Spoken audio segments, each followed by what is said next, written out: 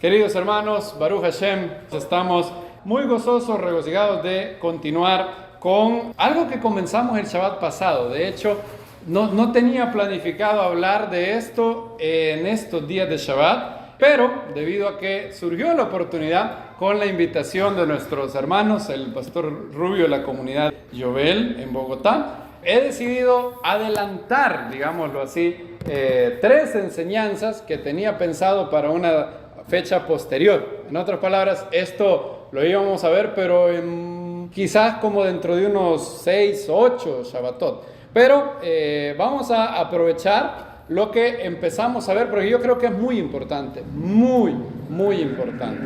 Si recuerdan, estuvimos meditando en la carta a Timoteo, segundo Timoteo, ¿verdad?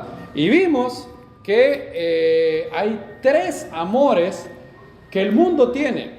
De hecho, 3 amores que están mal. Vimos cómo el gran Alvin Plantinga dice que el pecado es una disfunción afectiva que hace que la gente ame algo que no debería de amar y particularmente odie algo que debería de amar. Como dice el Maxor en Yom Kippur, lo que tú amaste, yo lo odié. Lo que tú odiaste, yo lo amé. Y eso es un gran problema del pecado. De hecho, el pecado engaña, como dice la Escritura, el engaño del pecado engaña a las personas y hace que amen más las tinieblas que la luz. Eso dice claramente Juan capítulo 3, verso 16. Inmediatamente después del que ha sido llamado quizás el verso más maravilloso de toda la Biblia, Juan 3:16, todos lo conocemos casi de memoria, ¿verdad? Porque de tal manera amó Dios al mundo que ha dado a su Hijo unigénito para que todo aquel que en Él cree no se pierda, mas tenga vida eterna. ¿Qué sigue después? Sigue esto: porque no envió Dios a su Hijo al mundo para condenar al mundo. En la primera venida, ¿verdad? En la segunda sí, pero en la primera venida Él no tiene una misión condenatoria. De hecho, Él dijo: el que no oye mi palabra, yo no le juzgo. Fíjense qué curioso: el que no oye mi palabra, yo no le juzgo. La palabra lo juzgará en el día postrero, dijo Él. Bueno, sigue diciendo: sino para que el mundo sea salvo por Él. Miren lo que dice el verso 19. Esta es la condenación, que la luz vino al mundo y los hombres amaron más las tinieblas que la luz, porque sus obras eran malas. Amaron más las tinieblas que la luz. Y vimos en 2 de Timoteo que aparece 3 veces esta palabra amor, ¿verdad? Dice Pablo a Timoteo en los posteros, 2 de Timoteo 3 estoy leyendo ahora, en los posteros tiempos habría tiempos peligrosos. La más peligrosa de todas las características que Pablo lista, en primer lugar en griego es filautos, amadores de sí mismos. Amadores de sí mismos, ¿verdad? Luego vimos también filarguros, que significa la segunda palabra, amadores de la plata. Y en tercer lugar, fileidonos, aparece en el verso 4, amadores de los deleites más que de Dios. ¿Aman a Dios? Sí aman a Dios, pero aman a los deleites más que a Dios. Fíjense qué curioso, lo mismo de Juan 3:19, ¿verdad? Amaron las tinieblas más que a la luz. En otras palabras, no es que no tengan amor a la luz, reconocen que en la luz hay algo bueno. Incluso los más grandes ateos reconocieron que hay algo bueno en la fe. Anthony Flew, Albert Camus, todos ellos dijeron que había algo, que la religión era útil, por lo menos, para domesticar al hombre. Veían, incluso el Friedrich Nietzsche decía que el mundo necesitaba, no recuerdo si fue él, creo que sí, el mundo necesitaba amor cristiano, decía, a pesar de que él era full ateo y el ateo más cáustico y nocivo de su época. Ellos veían algo bueno en la luz. El problema del mundo es que tiene 3 amores. Se ama a sí mismo, amor a la plata y amar a los deleites más que de Dios. Aclaramos, ¿verdad? ¿Está bien amarse a nosotros mismos? Claro que está bien. Amarás a tu prójimo como a ti mismo. Está bien que te ames. Hay que tener una buena estima. En Dios somos alguien. En el Eterno somos más que vencedores. Somos hijos de Dios. Es un gran privilegio ser hijos de Dios. Y el Mesías no se avergüenza en llamarnos hermanos. Y claro que hay que tener una buena estima. El problema cuando la Biblia habla de amador de sí mismo, es una persona que se ama a sí mismo sobre todas las cosas. Él se ama su ego, él ama a su ego más que a Dios, más que a los demás. Ama a los demás siempre y cuando le puedan servir para sus propósitos. Ama a la plata y raíz de todos los males es el amor al dinero. Y ama a los deleites más que a Dios. El Eterno, decíamos, creó todos los placeres que hay en este mundo. Lo malo es disfrutar de esos placeres en modos, maneras o grados que el Eterno ha prohibido. Y en ese aspecto, si alguien ama más a los deleites que a Dios, es un problema. Y miren lo que aborrecerá a la gente en los últimos días. Porque no solo tienen problemas de amar lo que no deberían de amar, tienen el problema de odiar lo que no deberían odiar. Miren lo que dice, aborrecedores de lo bueno. Abominan lo bueno. Cuando oyen a alguien hablando de verdadera santidad, de no solamente hablar, sino vivirlo, ellos lo ven ridículo, totalmente ridículo. Lo ven como ridículo, pasado de moda, anticuado. No es esa palabra que está muy de moda hoy, no es progresista, no está a la vanguardia. Como si entre más nuevo fuera algo, esto fuera mejor, ¿verdad? No tiene, va a ser siempre pecado asesinar, no importa si estamos en el año 2000 o en el año 3000, no importa en qué año estemos. Si lo malo será malo siempre y lo bueno será bueno, y aborrecen lo bueno, son aborrecedores de lo bueno, dice Pablo a Timoteo. Y vimos otro verso muy bonito, Primera de Juan capítulo 2. Hace mucho tiempo, bueno, no hace mucho tiempo, pero sí hace unos años, yo leí este pasaje y me dio la sensación de que había mucho más de lo que nuestros ojos podían ver, que ahí había mucho que escarbar, había mucho oro que sacar de la mina. Y dije, un día vamos a profundizar en ese verso, un día voy a profundizar en el estudio de ese verso, y lo he estado haciendo en estos últimos días, en estos no últimos días de que ya se acaba el mundo, sino en estas últimas semanas, ¿verdad? Primera de Juan, capítulo 1, si alguien puede leerme el versículo 2:15 al 16, 2:15 y 16. No améis al mundo ni las cosas que hay en el mundo. Si alguno ama al mundo, el amor del Padre no está en él. Porque todo lo que hay en el mundo, la codicia de la carne, la codicia de los ojos y la soberbia de la vida, no viene del Padre sino del mundo. Gracias. Aquí el Shabbat pasado aclaramos que la palabra mundo puede significar por lo menos tres cosas en la Biblia o en los escritos apostólicos. En hebreo es olam, como todos saben, una de las palabras para mundo. Hay otra, tevel también. Sí. Y en griego cosmos, ¿verdad?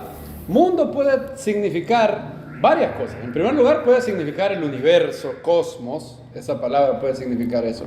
Pero cuando se traduce como mundo hay que tener cuidado, porque puede significar tres cosas. La primera puede ser el globo terráqueo, ¿verdad? Como por ejemplo en Hechos 17, cuando Pablo dice que Dios creó al mundo, está hablando del planeta Tierra, ¿verdad? Ahora, ¿hay algo malo con el planeta Tierra? No, nada malo, ¿verdad? No hay nada pecaminoso con las rocas, los árboles, las cataratas, nada, no hay nada. De hecho, dice la Biblia que Dios creó todo bueno, ¿en qué? En gran manera. No hay nada malo con el mundo físico, nada de malo. No es eso lo que está hablando aquí. En segundo lugar, la palabra mundo también habla de la totalidad, es decir, todas las personas que habitan el globo terráqueo, y no hay problema con eso, porque dice la Biblia, porque de tal manera amó Dios al mundo. Dios ama al mundo en el sentido que ama a todas las personas. Ahora, la tercera acepción de la palabra mundo es la que es mala es perniciosa, maligna, y es de lo que cuando la Biblia habla de la palabra mundo en el sentido negativo siempre significa esto. Significa la influencia malvada que hay en el mundo inconverso. La influencia espiritual nociva, perniciosa, con ideas particulares, con anhelos particulares que hay entre lo que la Biblia llama los hijos de desobediencia. Y a esa influencia negativa, perniciosa, demoníaca, como vamos a ver, la Biblia le llama el mundo. Y Juan dice, y esto es lo que llama la atención, ¿saben ustedes que estas tres cosas que están aquí son toda tentación que un hombre o mujer pueda tener, caen en una de estas tres categorías? Toda tentación. Aquí viene, todo lo que hay en el mundo, 2 puntos, y son 3 las tentaciones que un creyente puede tener del mundo. Primero dice la codicia o la concupiscencia de la carne. ¿Qué tiene que ver? Decíamos, los pecados de la carne son aquellos pecados que hacemos mayoritariamente con nuestros cuerpos. La carne, el cuerpo físico no es malo, pero puede convertirse en algo que se opone a Dios. De hecho, todo lo que la Biblia habla de codicia de la carne tiene que ver con los pecados que sentimos en nuestro cuerpo físico. Por ejemplo, acciones físicas, sexo desenfrenado, licor, borracheras, drogas, apetitos, pereza, violencia, todo lo que tiene que ver con algo que el cuerpo hace. Estos tentaciones, estos pecados que la Biblia engloba en la codicia de la carne, tienen que ver con un verbo. Recuérdense de este verbo, tienen que ver con el verbo sentir. Son todos los pecados que sentimos o hacemos. Es el verbo principal de los deseos de la carne. La segunda categoría es la codicia de los ojos. Esto tiene que ver no tanto con sentir, aunque también tiene que ver algo con eso, pero tiene que ver en primer lugar con tener. La codicia de los ojos habla de las posesiones. Codiciar posesiones. Codiciar posesiones para mí. Deleita tus ojos en esto, dice el mundo. Deleita tus ojos en esto. Tiene que ver con posesiones, con cuestiones de tener algo. Ahora, no hay nada de malo en querer tener un auto, una casa. Tener cosas materiales no es malo en sí mismo. Pero recuerden la palabra que Juan usa. Dice la codicia de los ojos. Recuerden cuál es la diferencia entre deseo y codicia. Francis Schaeffer lo dice bien claro. Cualquier deseo legítimo, no es malo, los deseos no son malos. El deseo deja de ser deseo legítimo y se convierte en codicia cuando el deseo deja de incluir amor a Dios y o amor al prójimo. En el momento que tenemos una falta de amor a Dios o a mi prójimo, entonces el deseo dejó de ser deseo legítimo y pasó a ser codicia. Y el verbo, así como en la codicia, concupiscencia de la carne, la versión textual lo ha traducido muy bien ahí porque dice la codicia de la carne, la codicia de los ojos. Reina Valera no lo ha traducido muy bien porque dice deseo. Y no todo deseo es malo, pero todo pecado viene de un deseo exacerbado. Recuerden que Schaeffer dice que cada vez que pecamos 2 veces.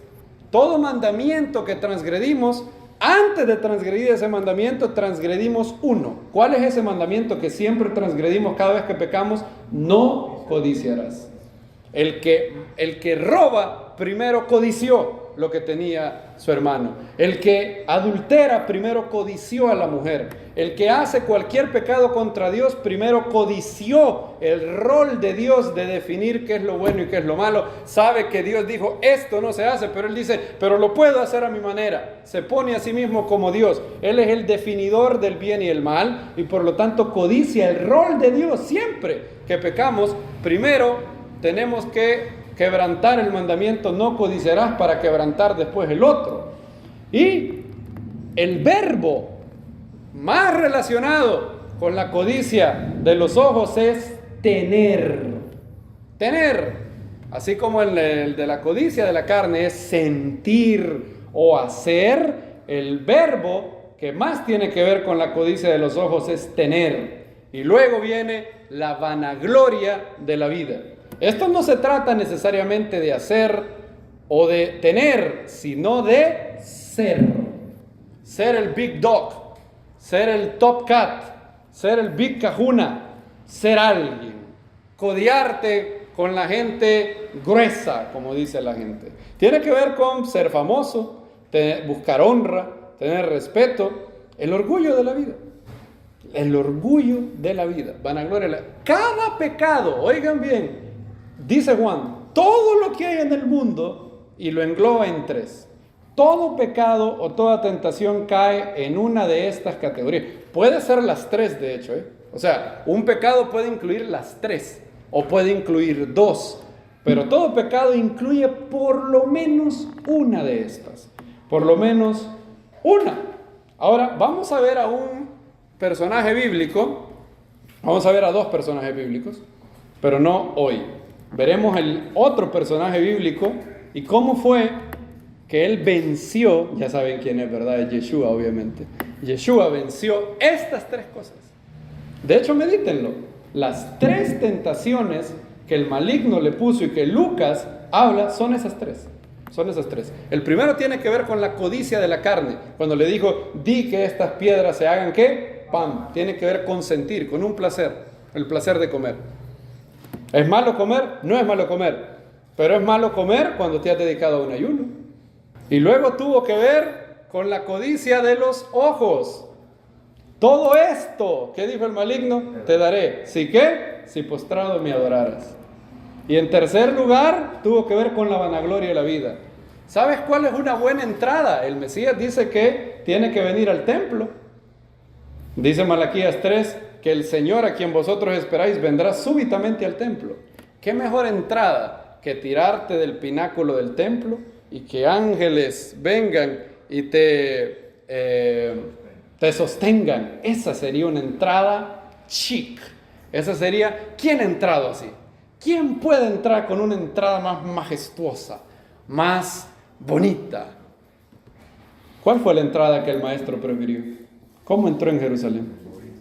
En un humilde, pobre. He aquí, regocíjate, hija de Sión. Tu rey viene a ti. ¿Cómo? Pobre y humilde, manso y humilde. No la gran entrada, no la alfombra roja. Y él venció cada vez.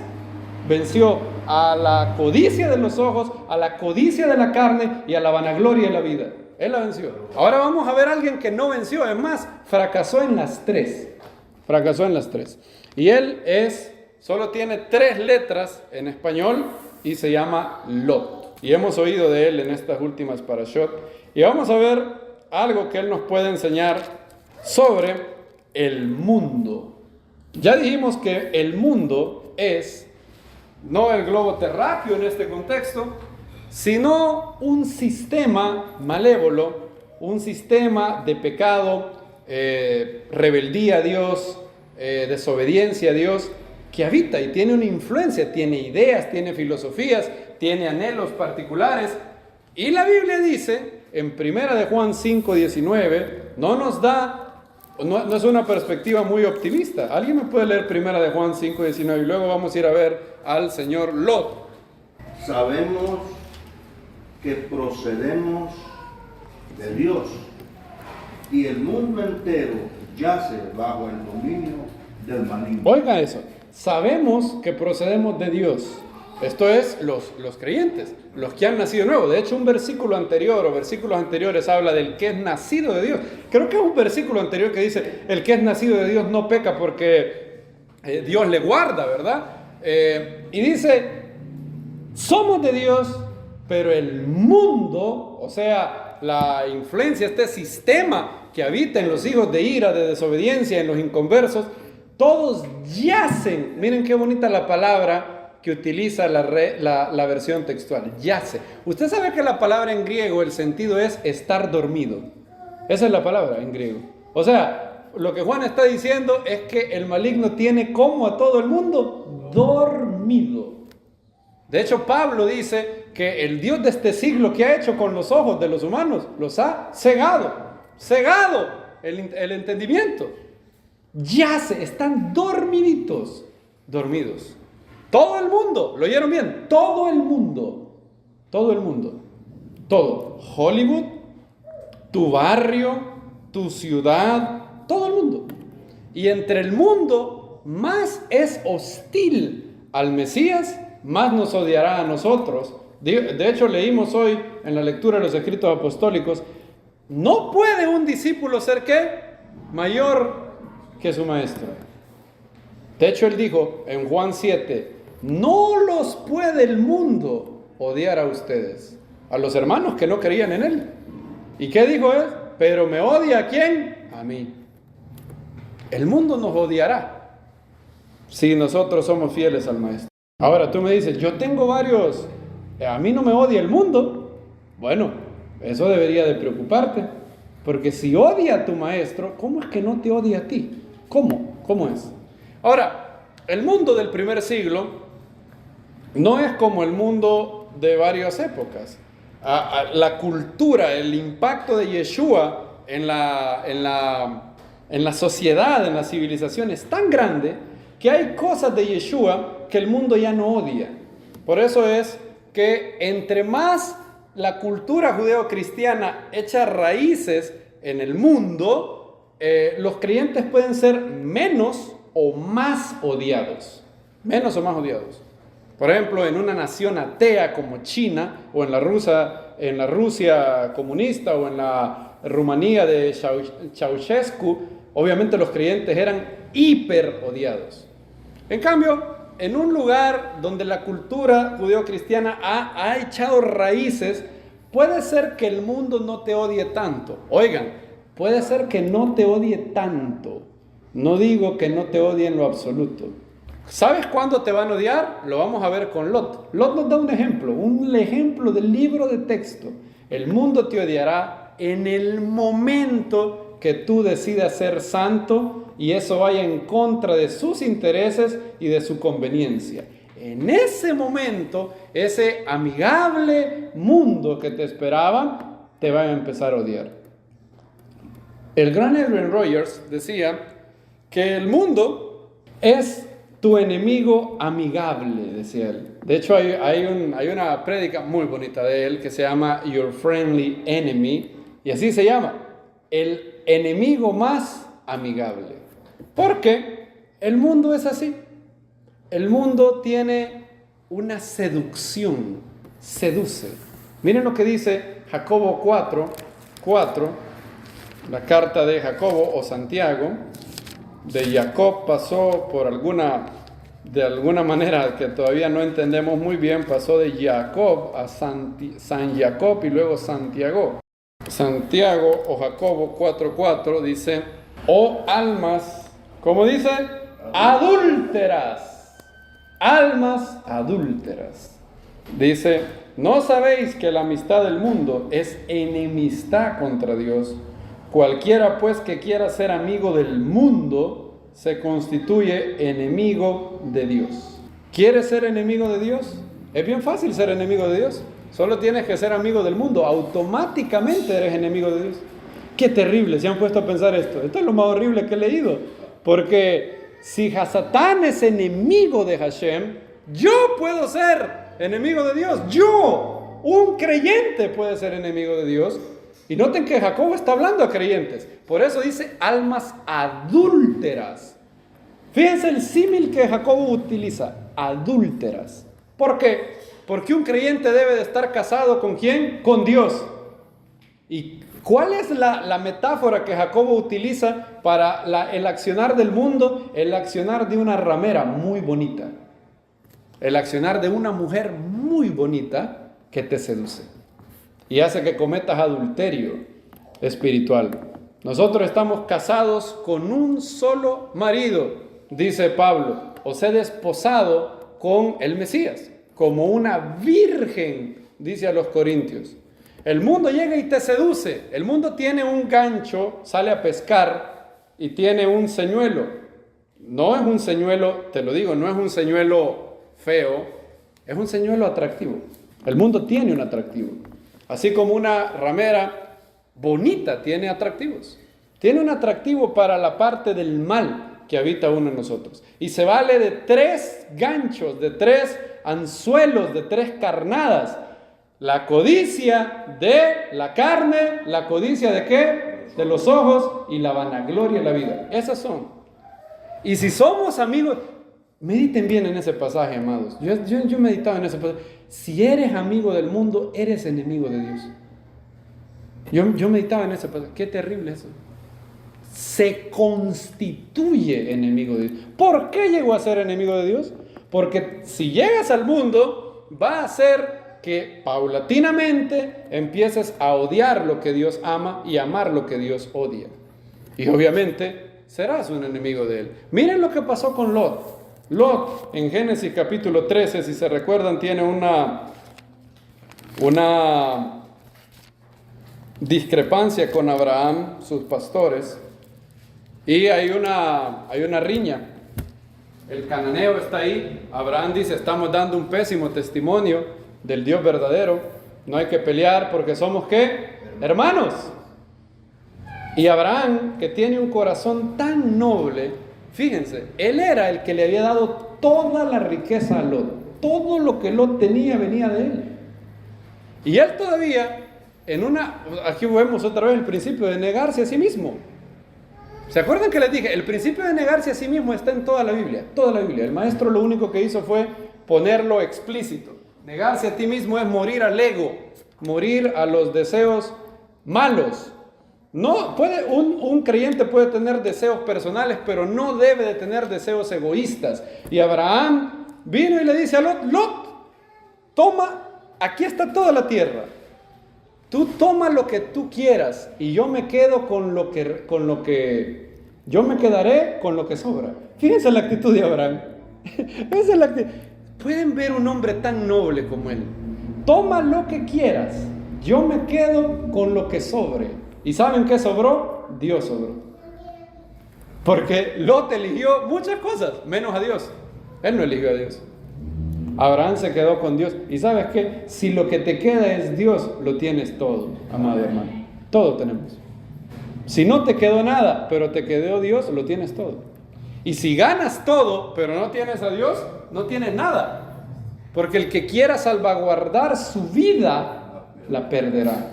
Y el que quiera, el que ponga su vida, el que pierda su vida, el que renuncie a sus deseos egoístas, el que dice yo muero a mí mismo, yo te pongo a ti al centro de mi corazón, no me importa mi ego, yo no voy a buscar mi honra, mi dignidad, yo te obedezco a ti y te amo a ti. Ese, paradójicamente, perdiendo su vida, la gana. Como dice la preghiera semplice, muriendo es que volvemos a nacer. El que la escribió, sí que le dio en el clavo. Y bueno, Lot codició. Miren lo que pasa con Lot.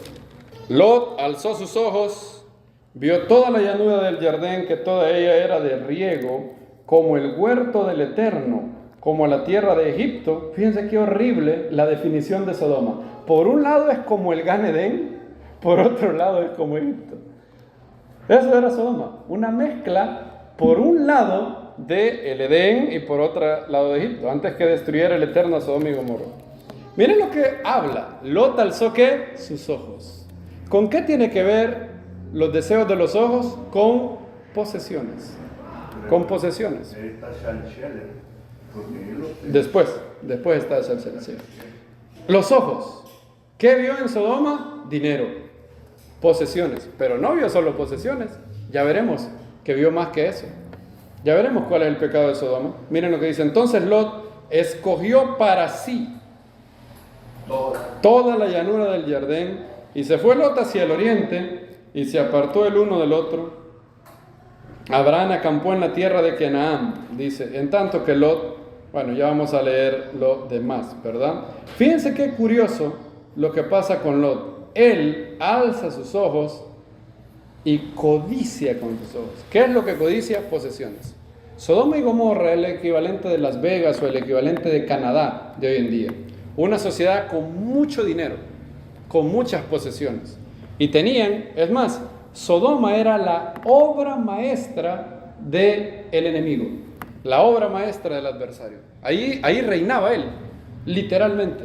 Era su masterpiece, era su obra de arte era. Y Sodoma, el profeta Ezequiel la describe. Sabemos que Sodoma tenía perversiones como relaciones homosexuales y todo eso, pero Ezequiel destaca que antes de llegar a la perversión sexual, hubo algo que lo llevó ahí. Y curiosamente, adivinen qué encontramos. Miren Ezequiel capítulo 16, verso 49. Miren las tres primeras cosas que Ezequiel lista. Ezequiel 16, 49.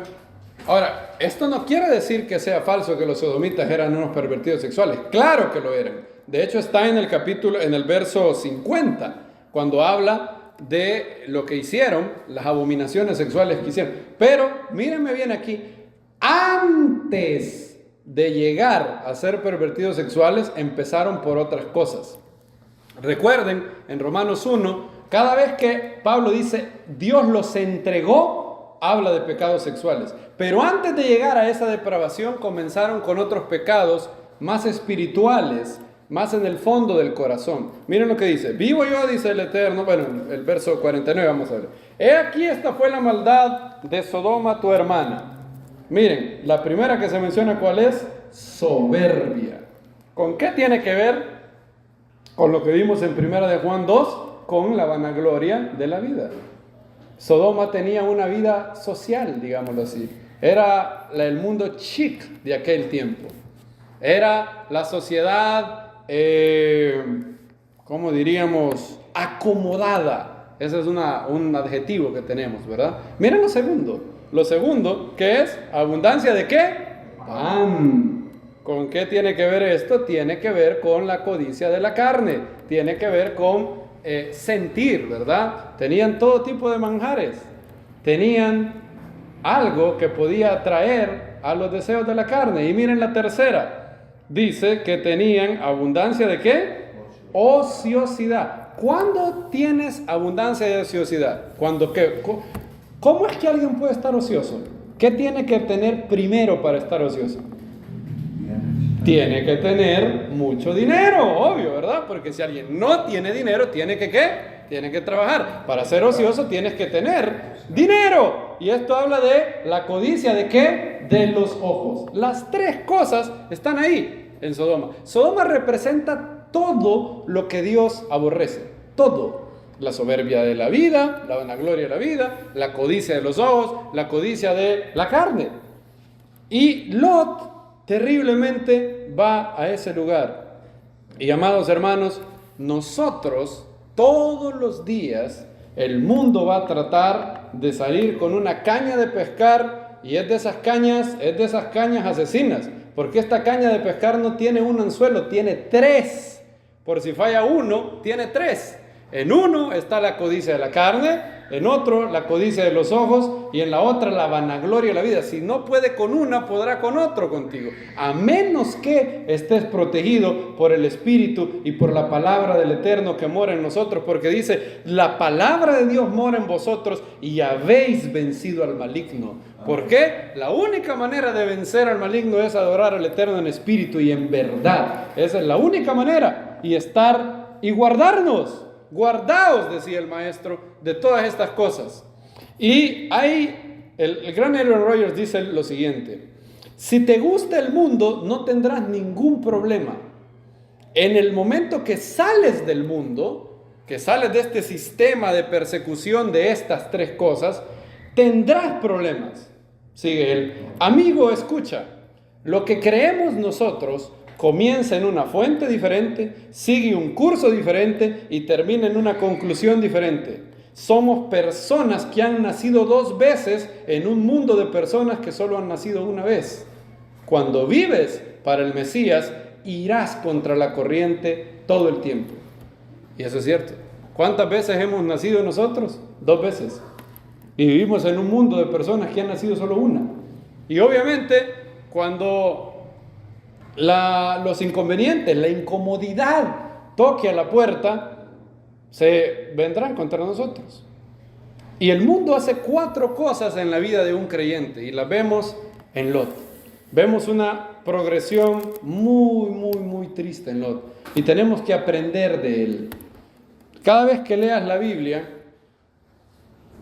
hay que pensar en primer lugar, de hecho la mayoría del tiempo, en cómo esto aplica a nuestra vida. No en el otro hermano, no en el que tengo a la par, sino cómo aplica a mí esto. Y puede aplicar en 2 maneras. Si a ti el verso te habla porque tú estás cometiendo eso que dice la Biblia, tienes que decir, Dios mío, yo estoy haciendo eso. Y si no te habla, tienes que decir, Dios mío, esto yo creo que no, es decir, si te habla, pero no estás cometiendo eso, te humillas delante del Eterno y dices, Padre, yo no creo que esto esté en mi vida, escudriñame si es así, y si no, guárdame para que nunca pueda caer en esto. Y esa es la actitud que tenemos que tener a la hora de leer a los personajes de la Biblia. No tener la actitud altanera de decir, Lot, pobre tonto Lot. No, porque él representa a todo creyente carnal que hay en el mundo, a todo niño en el Mesías, a un creyente que es nacido de nuevo, pero no es llevado, no es guiado por el Espíritu. De hecho, Lot comete errores tan brutales que si no tuviéramos los escritos apostólicos, uno dudaría de que Lot era justo. ¿Cómo sabemos que Lot era justo? Lo sabemos por Pedro, de hecho. Pedro dice que Hashem salvó ¿a quién? Al justo Lot. Si no tuviéramos, yo me hago esa pregunta, si no tuviéramos 2 de Pedro y usted leyera lo que hace Lot, podríamos llegar a pensar, este hombre estaba mal. Este hombre estaba mal. Malísimo. Ahora usted puede decir, bueno, pero Hashem lo salvó de Sodoma. Sí, pero lo hizo por amor a Abraham. ¿Se acuerdan? Porque Lot era su ¿qué? Su sobrino. Lo hizo por amor a Abraham. Y vean las 4 cosas que vemos en Lot. En primer lugar, como ya lo dijimos, el mundo te coteja, se dice, corteja, ¿verdad? Se dice de cortejar, ¿verdad? El mundo viene y te seduce. El mundo nos seduce. Dice la Biblia que Lot alzó sus ojos. Miren lo que dice Jacobo 1 sobre cómo es que el pecado entra y empieza a fabricarse en nosotros. Jacobo 1 tiene esa palabra. Cuando alguno es tentado, 1:13, cuando alguno es tentado, no diga que es tentado de parte de Dios. Dios no puede ser tentado por el mal, ni Él tienta a nadie, sino que cada uno de su propia concupiscencia es, ¿qué dice? Atraído y ¿qué? Seducido. Atraído y seducido. El mundo te seduce. Por eso Adrian Rogers lo llamaba tu amigo amigable. Se ve tan encantador el mundo. Se ve tan inofensivo. Hay una palabra que aprendí hace poco, no la sabía, es más, no sabía que existía ni en español, se llama inocuo, ¿verdad? ¿Han oído esa palabra ustedes? Inocuo. Inocuo, ¿saben qué significa? No, yo no sabía. Inocuo significa algo, yo la conocí en inglés, pero me di cuenta que existe, de la palabra existe en español, y significa algo inofensivo. Algo que no es dañino, en realidad no te hace nada, no tiene el poder de dañarte. Sí, bueno, eso es inocular, ¿verdad? Te inoculan algo, pero la palabra inocuo como adjetivo es algo inofensivo, algo que no te va a hacer daño. El mundo te dice así. La estrategia del mundo para todo creyente es, vamos, esto no es tan malo. Puedes perfectamente servir a Dios y puedes hacer esto, puedes darte una pequeña libertad, no hay problema. Y te engaña, recuerden que el mundo, nunca se olviden de ese símil que Jacobo hace, almas adúlteras. El mundo se acerca a ti como una mujer se acerca a un hombre que quiere seducirlo. El mundo te seduce y tiene esos 3 engaños. Vanagloria, tiene que ver con ser. Deseos de la carne, que tienen que ver con sentir. Y deseos de los ojos, que tienen que ver con tener. Y a Lot, lo primero que captó su atención fueron, ¿qué? Sus ojos. El dinero. Dinero. El dinero tiene el siguiente engaño. Dice la Biblia que las riquezas son engañosas. Lo dice claramente en 1 Timoteo 6. Dice, los que quieren enriquecerse.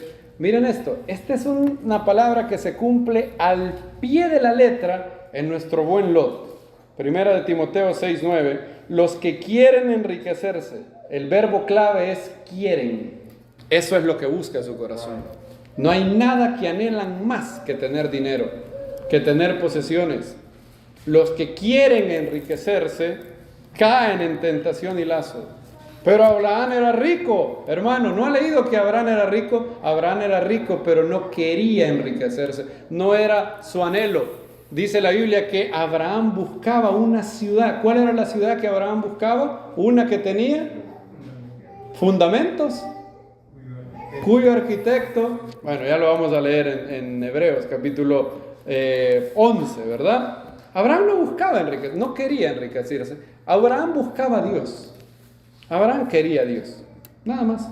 Cuando vio a Sodoma, Abraham no tenía la más mínima tentación de irse a Sodoma. Cero tentaciones. Cuando el rey de Sodoma le dijo, toma los bienes y dame las personas, toma el dinero, toma dinero. Abraham dijo, no. Él no quería enriquecerse. Y dice la Biblia, los que quieren enriquecerse caen en tentación y lazo. Subrayen esa palabra, lazo. Lazo. ¿Por qué es importante el lazo? ¿Cómo cazan los, valga la redundancia, cazadores a leones, a otras cosas? Con un lazo. Ahora, ¿cómo ponen el lazo, queridos hermanos? ¿Han visto eso? ¿Cómo está el lazo? ¿Está cómo? Escondido. Pones un lazo y tienes que cubrirlo. El lazo está oculto.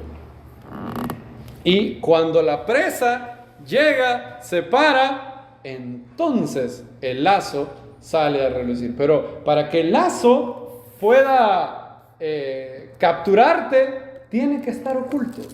El mundo no te dice lo malo que tiene, y recuerden, estoy usando mundo en el tercer sentido que ya definimos, no en el sentido del globo terráqueo ni de las personas, sino de la influencia maligna. El mundo tiene tentación y lazo. Y en muchas, ¿qué dice Pablo? 1 Timoteo 6:9, en muchas codicias necias y dañosas. Necias. Los que buscan enriquecerse son necios, dice la Biblia. Codicias necias y dañosas. Fíjense lo paradójico de esto. El mundo piensa, el mundo te dirá, entre más dinero tengas, habrá menos posibilidades que te vaya mal. Y la Biblia dice que es al contrario. Si alguien quiere enriquecerse, tendrá daños, tendrá muchos dolores. Cuando se aumentan los bienes, dice Salomón, se aumentan también, ¿qué? Los males. Y dice después que hunden a los hombres en destrucción y perdición. El engaño de las riquezas. ¿Se acuerdan que el maestro habló de eso en la parábola? En la parábola del sembrador, él vio que habían 4 tipos de tierra. Marcos capítulo 4, si mal no recuerdo, habla de eso. Marcos 4:19. Alguien que me lo lea, por favor. ¿Cuál es el problema de estas personas? No tenían raíz. Pueden estar entre nosotros un momento, pero no tienen raíz. No es profundo. Su espiritualidad es superficial. no tiene raíz, dice el maestro. 4:19 dice, pero los afanes de este siglo, ¿y el qué? El engaño de las riquezas y las codicias de otras cosas ahogan la palabra y la hace infructuosa. No puede. ¿Quieres tener una vida sin dar fruto? Bueno, codicia posesiones. Busca, ama el dinero, busca enriquecerte y no tendrá fruto para Dios. La hace infructuosa. Y ese es el engaño. El engaño de las riquezas es el siguiente. El engaño de las riquezas es el mundo diciéndote, busca el dinero. Si tienes dinero, menos problemas. Si Dios es un obstáculo para las riquezas, tú tienes que vivir. Tienes que garantizar un futuro para tus hijos. Busca las riquezas. ¿Qué van a comer tus hijos? ¿Qué van a comer tus hijos? ¿Qué les vas a dejar? ¿Los vas a dejar morir de hambre? Te van a mantener los hermanos de la congregación. Es más, usted me estará diciendo, pero yo tengo esas dudas, hermano. Yo tengo que vivir. En realidad sí, pero en realidad no. Lo que Dios nos llama es a morir. Eso es lo que nos habla. A morir a nosotros mismos. ¿Se oye horrible? Sí. Usted piensa que cuando Yeshua dijo, el que quiera ser mi discípulo, tome su cruz todos los días, niéguese a sí mismo. ¿Ustedes creen que sonó bonito? Sonó horrible. Es como decirle, el que quiera ser parte de esta congregación, tome su silla eléctrica. Así sonó de horrible. Pero espéreme, ¿qué quiere decir? ¿Que deje morir de hambre a mis hijos? No. ¿Qué es lo que usted me quiere decir, hermano? Está en un versículo resumido. Buscad. Oigan, dice, oigan la gran diferencia, el mismo verbo. Los que buscan enriquecerse. El maestro dijo, no hay que buscar enriquecerse. Buscad el reino de Dios y su justicia, y todas estas cosas os serán ¿qué? Añadidas. ¿Qué buscas? No busques las riquezas, busca a Dios. Y Él te añadirá lo que tú necesitas. Vuestro Padre, dijo el maestro, sabe de qué cosas tenéis necesidad. ¿No sabe eso el Eterno? Claro que lo sabe. Ahora, la clave está en buscarlo a Él. Si buscas enriquecerte, te quedarás sin Dios y sin riquezas. Si buscas a Dios, tendrás a Dios y Él te añadirá todo lo que tú necesitas. Todo lo que tú necesitas. Claro, esto tiene un catch, como dicen los anglosajones. Tiene el requerimiento, es bien sencillo, pero al mismo tiempo no tan sencillo. Tiene el catch de la fe. Tienes que tener fe. No hay otra opción. No puedes vivir esta realidad sin fe. Si tú desconfías de que el Eterno te va a proveer, ¿qué vas a hacer? Vas a buscar el dinero, porque no confías que Él lo va a hacer. Y Lot buscó lo que veía en sus ojos. Dice el gran Adrian Rogers, a los graduados muchas veces en algunas ceremonias les dicen el siguiente consejo: hagan todo el dinero que puedan hacer siempre y cuando lo hagan honestamente. ¿Han oído ese consejo? Él dice, ese es el peor consejo que he oído. Ahora, ¿qué tiene de malo eso? Fíjense el consejo. Supongan que yo les digo, haga todo el dinero que pueda hacer, hermano, con tal que lo haga honestamente. Fíjense que no está tan mal eso. Porque yo no le estoy mandando a robar, no lo estoy mandando a ser narcotraficantes. Pero tiene algo que es horriblemente dañino. Adrian Rogers lo articula para nosotros. Si un hombre hace todo el dinero que puede, entonces hará dinero cuando debe estar orando. Si un hombre hace todo el dinero que puede hacer, hará dinero cuando debería estar leyendo la Biblia. Estará haciendo dinero a expensas de su esposa y a expensas de sus hijos. Y en lugar de tener en Dios su deleite, tendrá deleite en el dinero. La Biblia dice, continúa diciendo el gran Adrian Rogers, el amor al dinero es causa de todos los males. No puedes hacer todo, no debes hacer todo el dinero que puedas. No todo el dinero que puedas, porque entonces estarás haciendo dinero cuando deberías estar haciendo otras cosas. ¿Estamos aprendiendo? ¿Creen eso ustedes, amados hermanos?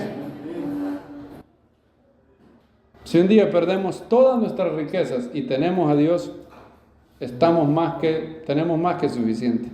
Más que suficiente, queridos hermanos. Más que suficiente. Y Lot tuvo el gran problema de seguir el deseo, la concupiscencia de sus ojos. Y por eso el mundo lo cortejó, lo sedujo. Y no solamente lo sedujo, sino que también el mundo empezó a moldearlo. Es la segunda cosa que el mundo hace con nosotros si dejamos. Miren lo que dice Génesis capítulo 13, el verso que dejamos inconcluso sin leer, ahora lo vamos a leer. Abraham, 13:12. Abraham acampó en la tierra de Canaán, en tanto que Lot habitó en las ciudades de la llanura. Y este verso siempre ha sido uno de los versos que me llama más la atención. Y fue poniendo sus tiendas hasta Sodoma. Describe cómo el mundo te convence. Nunca el mundo te dirá, ven, conviértete en un perdido. Nunca dirá eso. El mundo te convence diciendo un poquito. El mundo empieza a moldearte. Lo hace suavemente, pero consistentemente. El mundo empieza a atacarnos y empieza a decir, poquito, ¿cuál es el problema? Estas son las palabras del mundo. ¿A poco es tan malo esto? ¿Qué de malo? Que en lugar de, como decían los tigres del norte, ¿qué de raro tiene? El mundo dice, ¿qué de malo tiene? ¿Qué de malo tiene? Una pequeña permisión, no hay que ser fanáticos, no hay que ser radicales, no, hay que ser un ciudadano del mundo, ¿verdad? Hay que darse pequeñas permisiones. Y recuerden que estoy hablando aquí de la influencia perniciosa. No está malo que alguien diga, quiero tener un carro, quiero tener una casa. No hay nada malo que alguien diga, yo quiero viajar y conocer, nada malo, siempre y cuando no sea egoísta, siempre y cuando no sea codicia, siempre y cuando eso no sirva para enaltecerte, siempre y cuando eso no sea un medio de creerte algo, no hay problema. El problema es cuando empiezas a traficar con tus convicciones y empiezas, lo que antes te parecía muy grave, ahora te parece grave. Lo que antes te parecía grave, ahora te parece leve. Lo que antes te parecía leve, ahora te parece inconveniente. Lo que antes te parecía algo que no conviene, ahora te parece permitido. Y así empieza. Lot, fíjense muy bien, nunca dijo, vámonos para Sodoma. Nunca. Él nunca dijo, próxima parada, Sodoma. Pero empezó a moverse en esa dirección. Su objetivo, su destino no era Sodoma, pero su dirección sí era Sodoma. Su dirección era Sodoma. Empezó poco a poco. Y parecía que todo iba bien. Un inocente paso en la dirección, poniendo las tiendas, paulatinamente. Primero una cosa, luego otra. Primero una cosa, luego otra. Nunca la corrupción generalmente nunca es súbita, siempre es paulatinamente. Ustedes conocen la famosa anécdota del sapo, ¿verdad? Que si a un sapo lo tiran en agua hervida, ¿qué hace el sapo? Inmediatamente salta.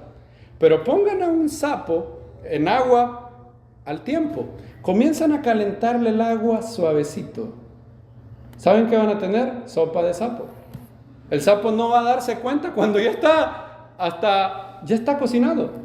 Poquito, poco a poco. Hay un poema en inglés que dice así: Who is it that knocks so loud?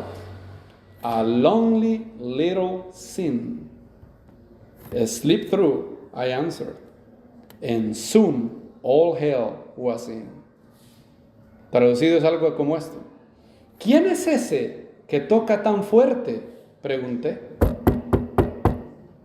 Un pequeño pecado, casi miniatura. Pase adelante, contesté. Y pronto el infierno estaba con toda su tortura. ¿Quién tocaba la puerta? Todo el infierno. No tocaba todo el infierno. ¿Quién tocaba la puerta? Pecado. Suavecito. Es más, solitario. A lonely little sin. Un pecado chiquito y solitario. Solo. Estaba solito. Solo él llegó. ¿Y cómo dijimos? Pase adelante, contesté. Cuando de repente todo el infierno estaba dentro de nuestras casas. ¿Cómo sucedió? Con un pequeñito pecado. Lot se movió y empezó, cada vez que íbamos cerca de Sodoma, él veía lo que había en Sodoma. Dijo, wow, qué vida se dan esos sodomitas. Son malos esos, porque esos sodomitas son malos, pero de pronto yo puedo encajar ahí. Mantengo siempre yo soy un hombre de fe, obviamente.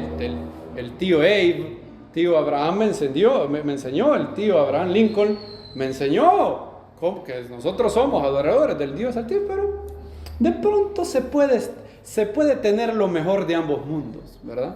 Puedo tener a Dios y puedo tener esto. Noten algo, nunca se nos dice antes que Lot era casado. ¿Se han fijado en eso? ¿De dónde agarró su esposa Lot? Probablemente empezó a ver a las sodomitas. Qué bonitas esas sodomitas. No son como las viejas aburridas que habían con el tío Abraham. Estas sí son la mera Jennifer López. Ha tenido como 28 maridos, pero bonita. Está bonita esta Jennifer López. Miren cómo anda el pelo, bonita. Y paulatinamente empezó a moverse hasta Sodoma. No sabemos dónde obtuvo la mujer Lot. Puede ser que la llevara desde antes. Puede ser que la tomó en Sodoma, muy probablemente. Es curioso que la Biblia nunca menciona a la mujer de Lot cuando vivía con Abraham. Nunca la menciona. Y entonces Lot empezó, primero el mundo lo sedujo y luego el mundo lo fue paulatinamente adaptándolo. Es más, aquel que empezó poniendo sus tiendas así paulatinamente hacia Sodoma, ¿cómo terminó? Miren Génesis 19, ¿dónde estaba Lot? Luego pues, 19:1, llegaron los dos ángeles a Sodoma y Lot estaba sentado a la puerta de Sodoma. ¿Quiénes se sentaban a la puerta en las ciudades antiguas? Los jueces. Es decir, Lot es un Sodom VIP. Eso es Lot ahora. Lot es ciudadano sodomita. Llegó paulatinamente, ahora es ciudadano de Sodoma, está en las puertas. Aquello que empezó paulatinamente, ahora ya está ahí. Ahora, alguien dirá, ¿me está diciendo que no puedo tener amigos inconversos o conocidos inconversos? No. Nosotros venimos de un maestro que era amigo de rameras, prostitutas, publicanos y pecadores. Pero oigan lo que pasaba. Los publicanos que andaban con el maestro pronto se hacían ex publicanos. Las rameras que andaban con el maestro pronto eran ex rameras. Él tenía gracia, pero también verdad. Dijo un gran hombre de Dios, no es malo tener amigos que no sean creyentes. Lo malo es no ser creyente cuando estamos con ellos, decía él. Porque entonces no tendrás nada de influencia en ellos. Claro que Yeshua comía con los publicanos, pero nunca se hizo publicano. Claro que Yeshua andaba con los pecadores, pero él nunca pecó. Claro que Yeshua hablaba y tenía misericordia con las prostitutas, pero él nunca fue un libertino sexual. En cambio, Lot, a pesar de que él se guardó, no tuvo nada de influencia. Es más, asústense ahora conmigo, no solamente no tuvo buena influencia en Sodoma, sino que Sodoma no solamente lo sedujo, no solamente lo moldeó, sino que también lo corrompió. Esa es la tercera cosa que hace el mundo. Fíjate cómo es el accionar del mundo. Primero te seduce. Tranquilo, si esto está... ¿Qué de malo tiene? No seas tan socado como aquellos. Son socados, fanáticos. Fanáticos son esos. Fanáticos. Yo me atrevo a pensar que si Yeshua viviera entre nosotros, el último adjetivo que le llamáramos a él fuera moderado. Dijo un hombre, si Yeshua, bueno, un hombre cristiano decía, si Jesús estuviera hoy y predicara la mayoría de mensajes que se predican en las iglesias evangélicas de hoy en día, no lo crucifica nadie, no hubiera molestado a nadie.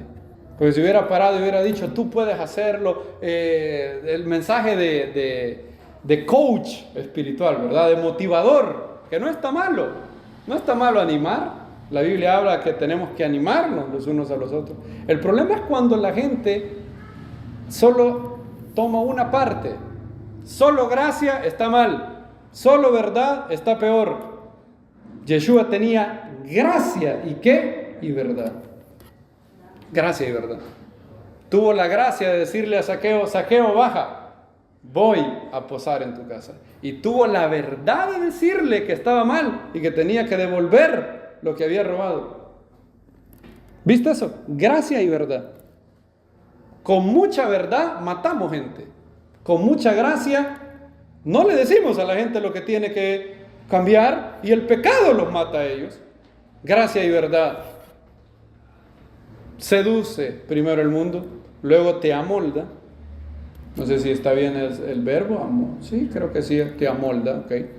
Y tercero, te corrompe.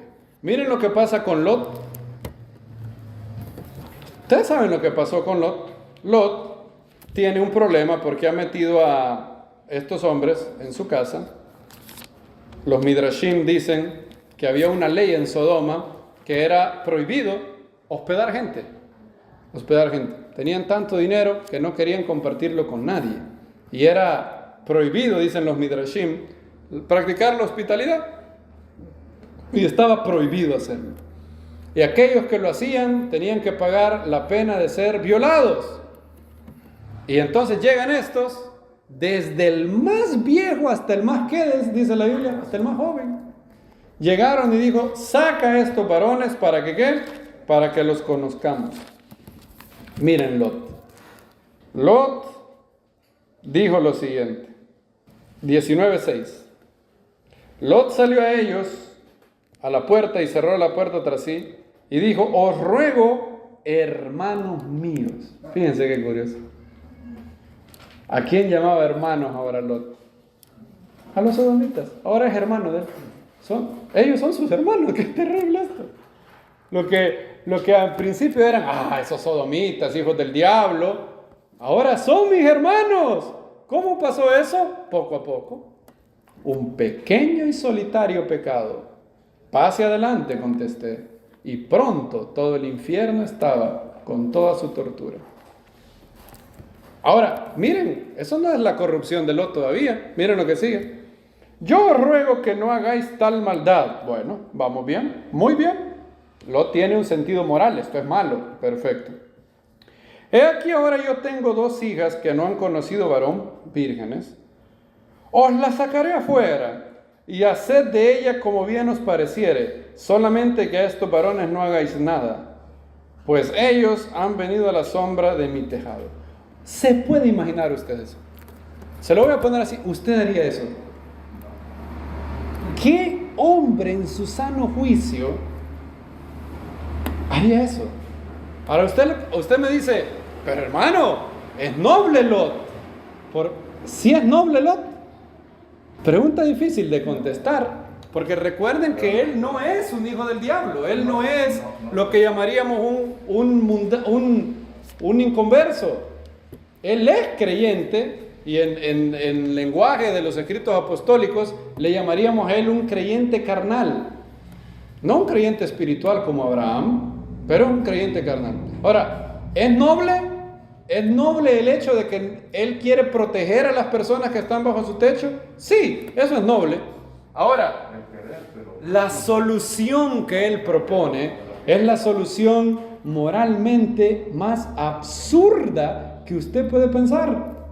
Es similar a la solución que le da Rubén a Jacob. ¿Se acuerdan? Bueno, aquí están estos mis 2 hijos. Si yo vuelvo y no te traigo a Benjamín, los matás. Por Dios. ¿Cómo le va a decir Jacob? Voy a matar a mis 2 nietos. Brillante, Rubén. Deberías de estar en la NASA. No sé cómo es que no has descubierto la cura contra el cáncer, Rubén, con esa inteligencia. ¿Qué iba a ganar Jacob con matar a sus nietos? Ustedes darían, hermanos, ustedes darían 2 hijas vírgenes a una turba de depravados. Ustedes dirán, ¿cómo pasó eso? Bueno, eso es lo que hace el mundo. El mundo hace que tu brújula moral se aturda, se confunda. Tu sentido de lo bueno y el malo está, como dice la Biblia, entenebrecida. Eso, ¿se acuerdan de esa palabra? Está en Romanos 1. Y es un verso muy importante. 1:21, si lo leen conmigo, Romanos 1:21. Romanos 1:21 dice: pues habiendo conocido a Dios, no le glorificaron como a Dios ni le dieron gracias, sino que se envanecieron en sus razonamientos y su necio corazón fue como entenebrecido. También Efesios 4 habla de esto que pasa en el corazón. Efesios 4:17, esto pues digo y requiero en el Señor que ya no andéis como los otros gentiles que andan en la vanidad de su mente, teniendo el entendimiento entenebrecido. En otras palabras, cuando tú empiezas a dar un pasito para el mundo, otro pasito, cada paso te cuesta una cuota de tinieblas en tu corazón. ¿Y cómo es que no se dan cuenta, dirá usted? Bueno, no se dan cuenta porque cada decisión hace que ellos, para luego deshacer esas decisiones, tienen que ser lo suficientemente humildes como para decir, metí la pata. Y entre más maldad hay en un corazón, tiene menos capacidad de pensar bien. Dallas Willard, ¿se recuerdan? Yo les mencioné, la gente tiende a desasociar a la inteligencia de la bondad. Si a alguien le preguntan quién es el hombre más bueno que ha vivido en la faz de la tierra, todo el mundo diría Jesús de Nazaret, así, inmediatamente. Pero si le preguntan a 100 personas quién es el hombre más inteligente que ha vivido, no obtendrán Jesús de Nazaret. La mayoría dirá ¿qué? Dirá Albert Einstein, la mayoría dirá Newton, Tesla, Faraday, Boyle, Pasteur, Pascal. Esos serán los nombres. Sócrates, Platón, Kant, alguno de esos. El hombre más inteligente que ha pisado la tierra es nuestro Señor y Salvador Yeshua. Él es el hombre más inteligente. ¿Saben por qué? Porque cuando tienes un corazón puro, totalmente puro, tus pensamientos no suprimen la verdad. Cuando tu corazón no es puro, el Espíritu Santo habla a tu vida, pero tu necio corazón suprime la verdad. Eso es lo que Pablo dice. Dice que, no recuerdo si tiene la palabra suprimen o retienen. Vamos a buscarlo. Sí, porque la ira de Dios se revela desde el cielo contra toda impiedad e injusticia de los hombres que detienen con injusticia la verdad. En otras palabras, ¿por qué es que la gente no razona bien? Porque tienen maldad en su corazón y a pesar de que tienen claro que premisa 1 tal, premisa 2 tal, por lo tanto necesariamente premisa 3, no les gusta la conclusión, dicen no, pero eso no puede ser cierto, eso no, entonces no. Es bien fácil. Es asesinato matar a un ser humano inocente. Premisa 1. Premisa 2. Un niño en el vientre de la madre es un ser humano inocente. Por lo tanto, matar a ese niño es ¿qué? Asesinato. Sencillo es. La conclusión es modus ponens. Se llama la lógica desde Aristóteles. Modus ponens y modus tollens. Es bien sencilla. Si A es correcto y B es correcto y las premisas, la conclusión se sigue necesariamente de las premisas, es cierta la conclusión. Pregúntale a una feminista pro aborto, ¿con qué premisa de las de arriba está en contra? Les dirán, la primera es cierta, la segunda no sabemos, porque nadie sabe que la vida se da en la concepción. Bueno, decía Ronald Reagan, si vas con una escopeta en el bosque y te cabe la duda si lo que hay ahí es un venado o un hombre, ante la duda, ¿qué? No dispares. Tú dices que nadie sabe que en la concepción empieza la vida. Bueno, entonces no puedes saber que no comienza ahí. ¿Cómo estás tan segura que no ha comenzado la vida en la concepción? No, pero en la concepción no. De pronto después, en los meses posteriores. ¿En cuál semana posterior? ¿Saben que en Nueva York están ya aceptando el aborto a escasos días de tener los 9 meses? ¿Cómo es que lo logran? ¿Cómo es? Yo he tenido la experiencia de razonar con personas. Yo digo, ¿cómo es que no ve lo obvio? ¿Cómo es que es tan obvio esto y no lo ve? Es que ahí era donde yo estaba mal. Claro que lo ve. Lo que pasa es que suprime la verdad en sus corazones. Y entre más maldad hay en el corazón de una persona, más suprime la verdad. Por eso, la persona con más potencial de ser inteligente es aquella persona de corazón puro. Y no ha habido ninguna persona con el corazón puro que nuestro maestro tenía. Por eso él era brillante. Maestro, ¿es lícito pagar tributo al César o no? Lo primero que discernió fue lo que había en sus corazones. ¿Por qué me tentáis, hipócritas? Dame la moneda. Esto es del César, devuélvanselo al César. Denle al César lo que es del César y a Dios lo que es de Dios. Él era brillante intelectualmente. ¿Por qué? Porque no está separado la inteligencia de la bondad, necesariamente. Un hombre malvado puede ser inteligente hasta cierto punto. ¿Ustedes creen que cómo es posible que un PhD de Oxford pueda darse cuenta perfectamente que un cohete espacial requiere inteligencia, pero mirando el ADN, Richard Dawkins dice que se creó de la nada? ¿Cómo es posible eso? Bueno, un ateo nos hizo el favor de decirnos por qué.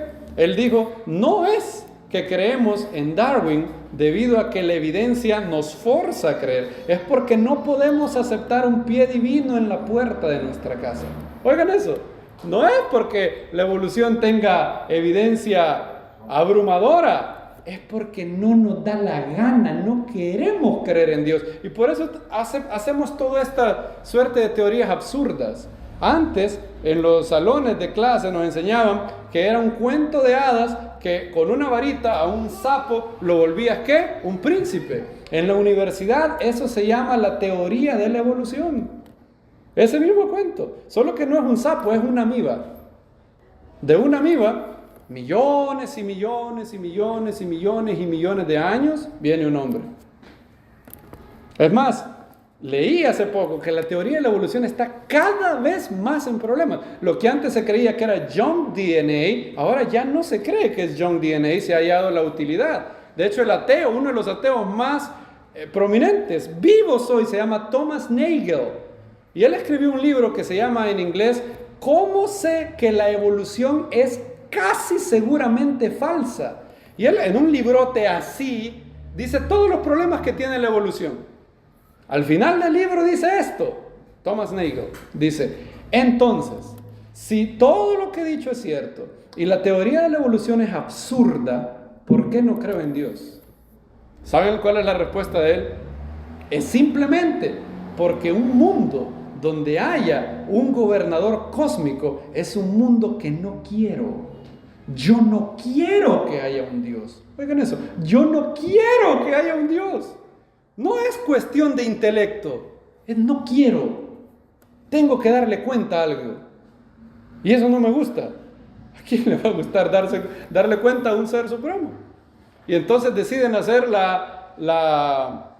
dicen, no, entonces yo no quiero creer en Dios. Ahora, eso es tan absurdo como creer que si estás en el ferrocarril, viene un ferrocarril de frente y cierras los ojos, no te va a doler.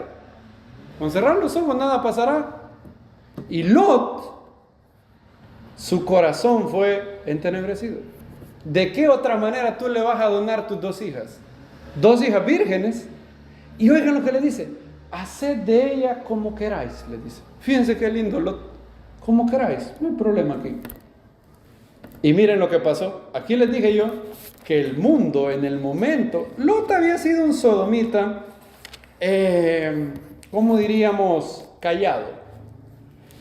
En el momento que con el mundo tú quieras ser amigo de Dios, inmediatamente ahí empiezan los problemas. Miren lo que dice.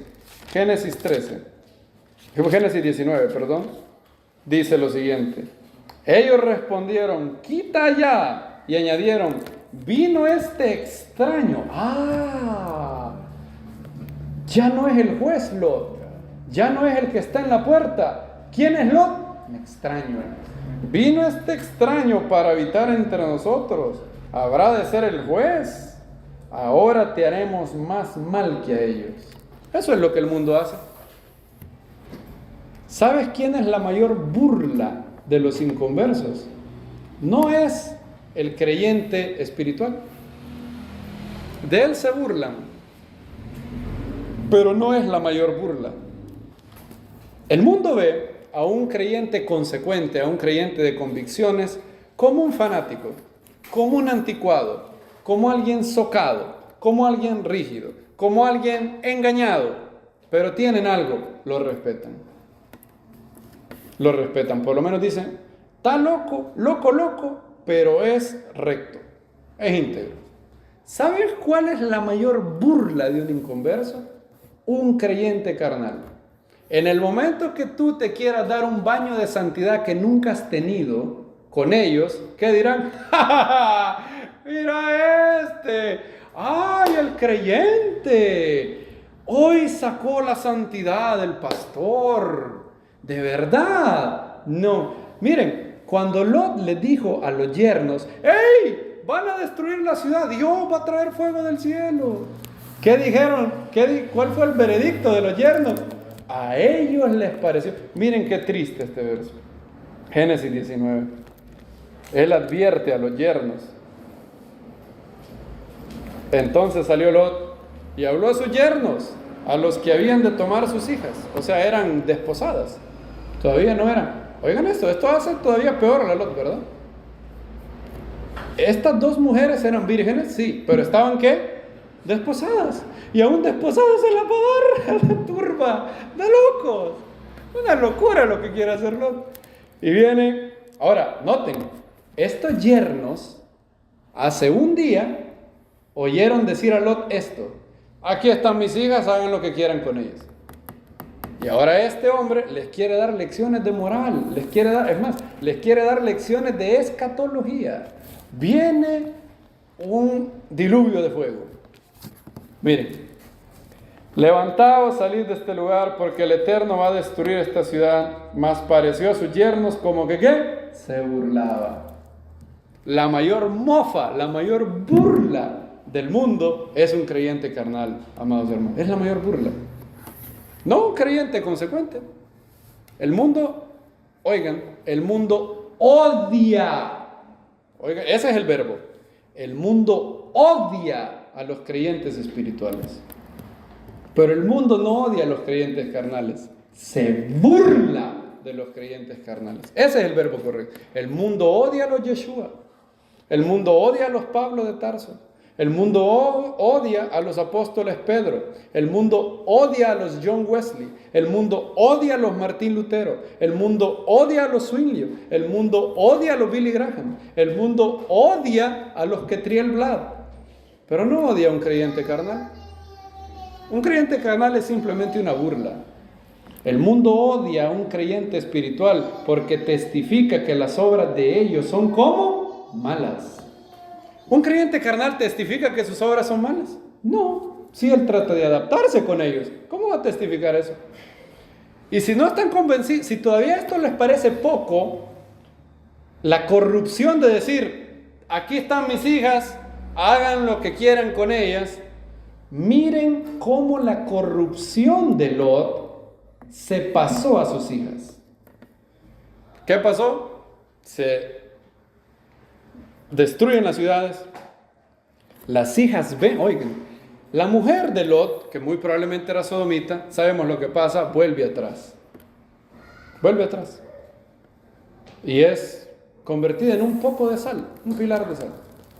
Ya es una tragedia por tu terrible testimonio perder a tu esposa. Ahora, miras las hijas de Lot.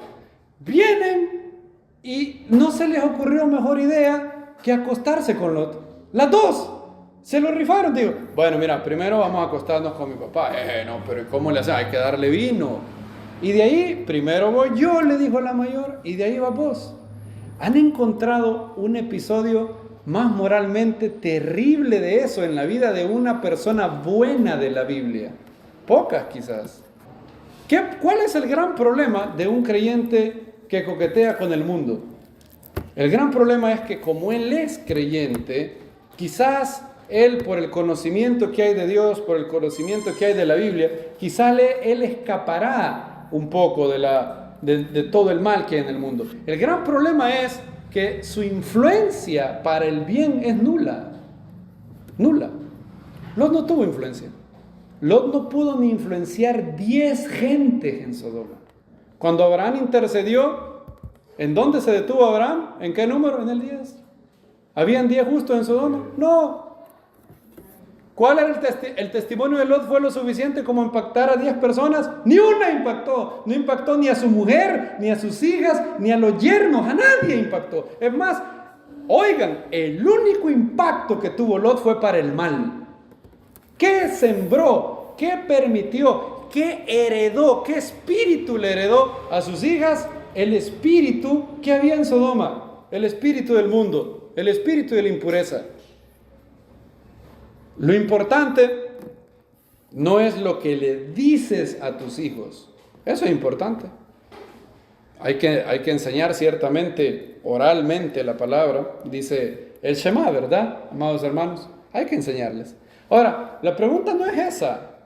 Es una pregunta más importante. ¿Qué estás depositando en tus hijos? ¿Qué depositas en tus hijos? No qué les dices. ¿Qué espíritu tienen tus hijos? ¿Tienes espíritu de rebeldía? ¿Le has dado una chequeada a tus hijos?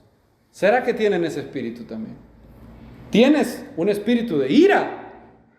¿Estarás depositando ese espíritu en tus hijos? ¿Tienes un espíritu de buscar la impureza? ¿Qué espíritu estás poniendo en tus hijos? ¿Qué estás permitiendo que moren tus hijos? Con tu silencio. Toda palabra tiene una consecuencia y todo silencio también. Yo les aseguro, estoy persuadido, es más, estoy 99.9% persuadido que jamás Lot les dijo a sus hijas, bueno, en cualquier catástrofe pues se acuestan conmigo, no hay problema. Jamás les dijo eso. ¿Ustedes piensan que les enseñó eso? No les enseñó. Seguramente Lot les enseñaba algo. Seguramente Lot alguna vez les habló de lo que había aprendido con el tío Abraham. Pero no era lo importante lo que les dijo. Lo importante es lo que depositó en su alma. ¿Qué depositó? Depravación, rebeldía, inmoralidad, mundanalidad, así se dice. Bueno, inmoralidad, eso depositó. Hollywood está activamente todos los días con la agenda LGBT, con la agenda de mostrar todo tipo de cosas. De que hay cosas que no son tan malas. ¿Qué ven tus hijos? ¿Cuál es la herencia de tus hijos? ¿YouTube? ¿Netflix? ¿Disney Plus? Y no estoy diciendo que no lo tengan. No hay problema. Tener YouTube, Netflix, Disney Plus. ¿Qué es? Pero ¿Te has puesto a analizar qué siembras en tus hijos? ¿Qué estás depositando en su alma? Ahora, ¿me está diciendo que no vea películas? No necesariamente. Josh McDowell, el gran apologeta, crió a su hijo Sean McDowell de una manera muy, muy curiosa. Veían películas y luego les hacía preguntas. ¿Qué opinas de lo que hizo tal persona? ¿Qué crees que opina Dios de lo que él hizo? No, está malo. Eso está malo. Eso está bien. ¿Y qué cosas buenas te dejó la película? ¿Qué hay de la película que es compatible con la Biblia? Le preguntaba Josh McDowell a Sean.